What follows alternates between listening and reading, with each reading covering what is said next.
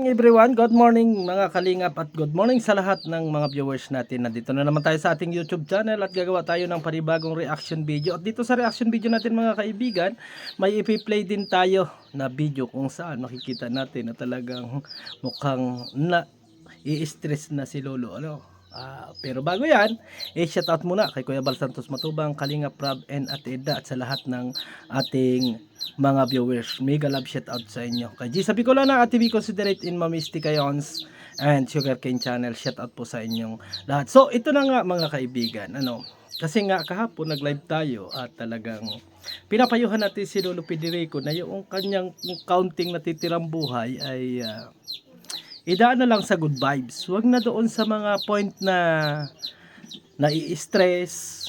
Huwag na doon sa point na siya ay makikipagbalik taktakan, na alam naman natin mga kaibigan na wala naman siya noon. Hindi siya pwedeng makipagbalik taktakan kasi ala naman talaga siyang pinaglalaban. Yan yung sinasabi natin doon mga kaibigan. At gusto nga niya mga kaibigan na sumikat at makita ng mga reaktor ng Kalingap.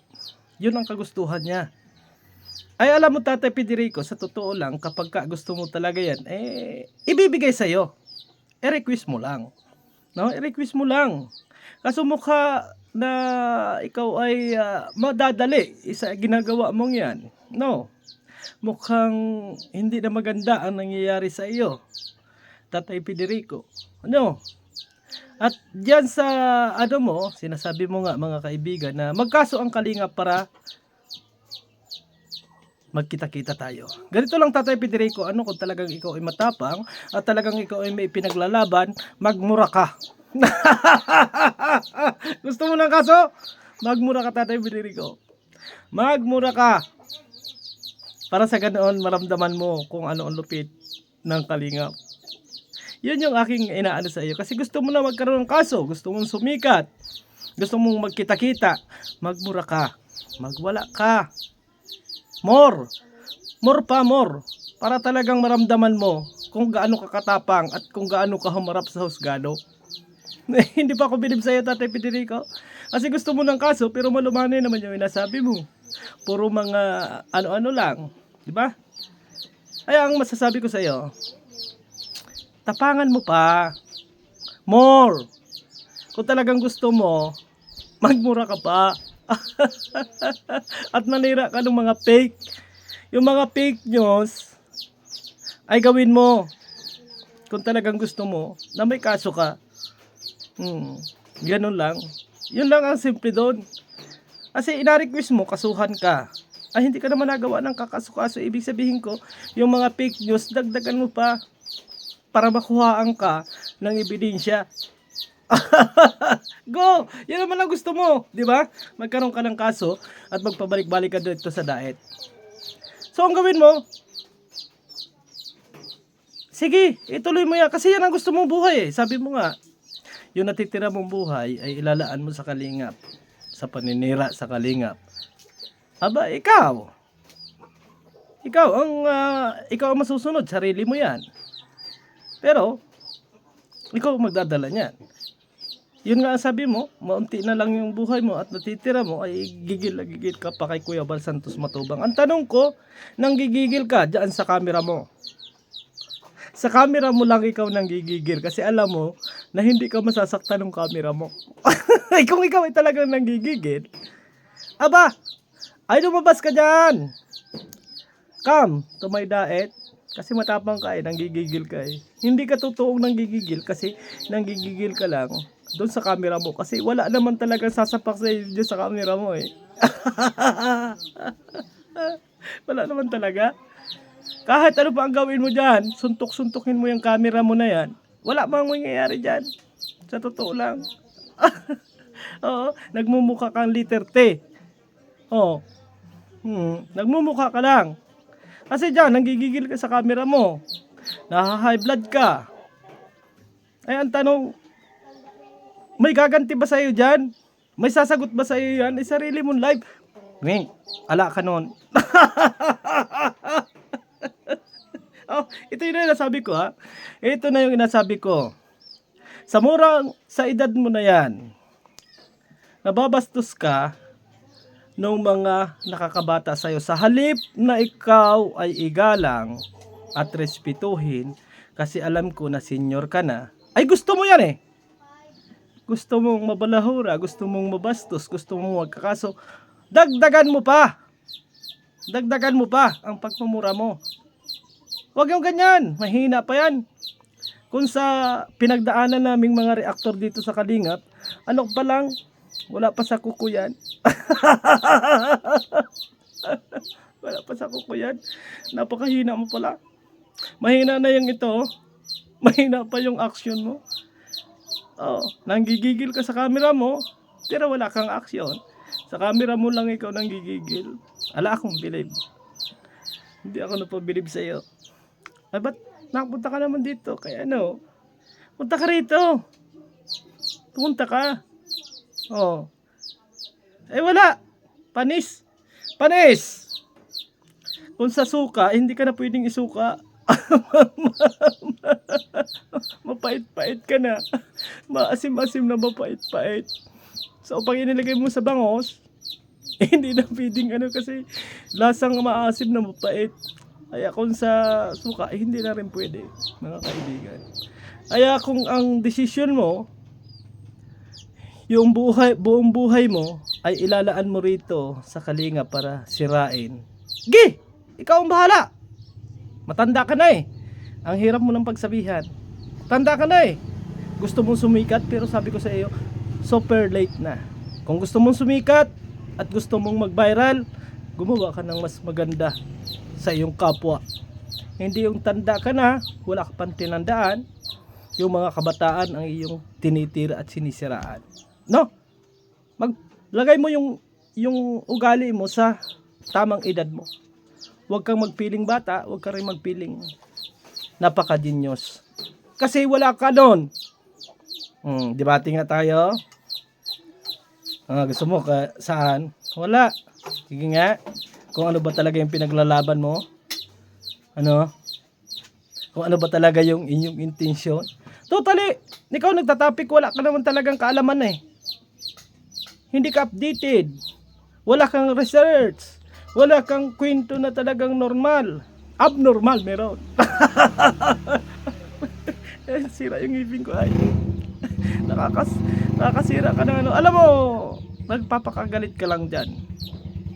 Dahil gusto mong sumikat sa iyong YouTube channel, pero maling paraan yung gusto mo. Oo, ikaw nagpaka-genius, pero hindi ka naman genius. Sa totoo lang, maluluki ka na. Totally yan naman ang gusto mo. Go! Go, yan pala ang gusto mo eh.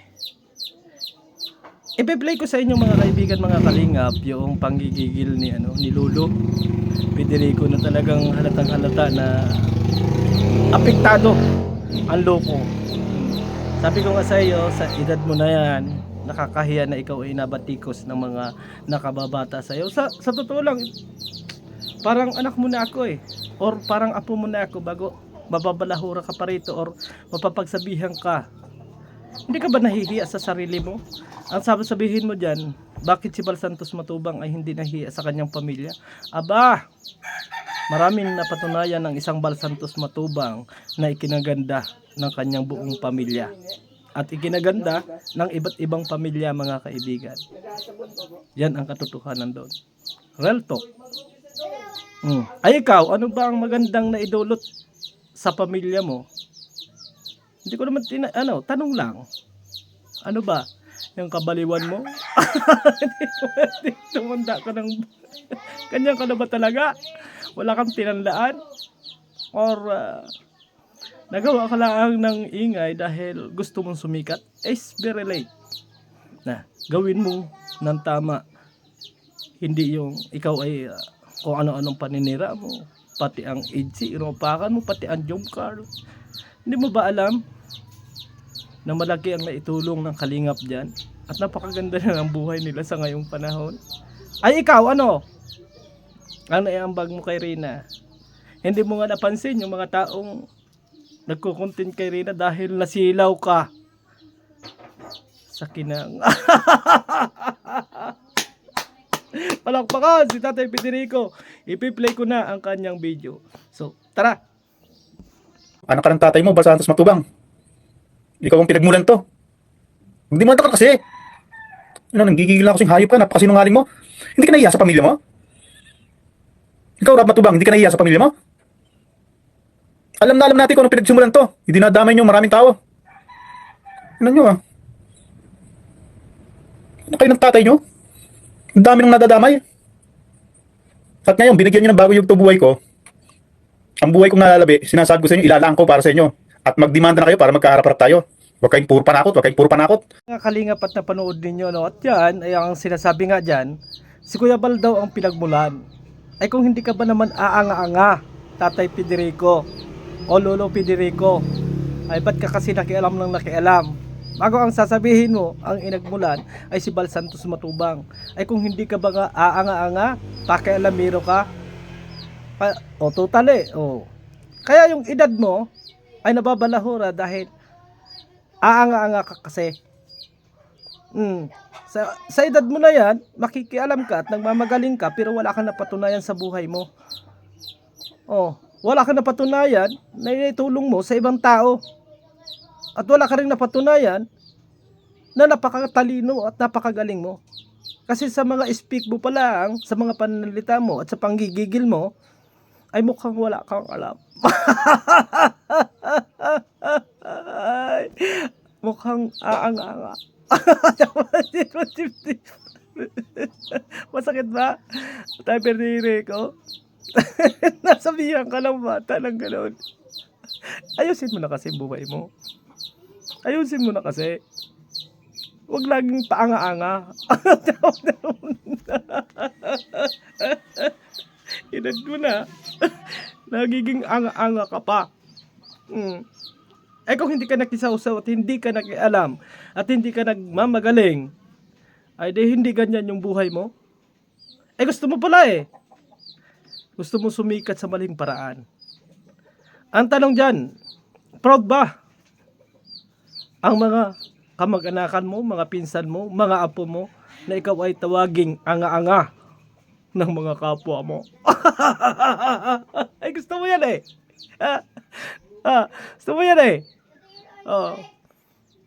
Wag mong subukan, Tatay Federico. Ulitin ko. More. Kung talagang gusto mong magkakaso, wag anga-anga. Wag anga-anga. Wag. Mukhang gigil-gigil ka, mukhang ma-high blood ka. So mukhang mapapadali yung iyong yung buhay mo. Mukhang mapapadali. Ay, nasama ng ngipin ko ay no, nasira. Tatay Federico.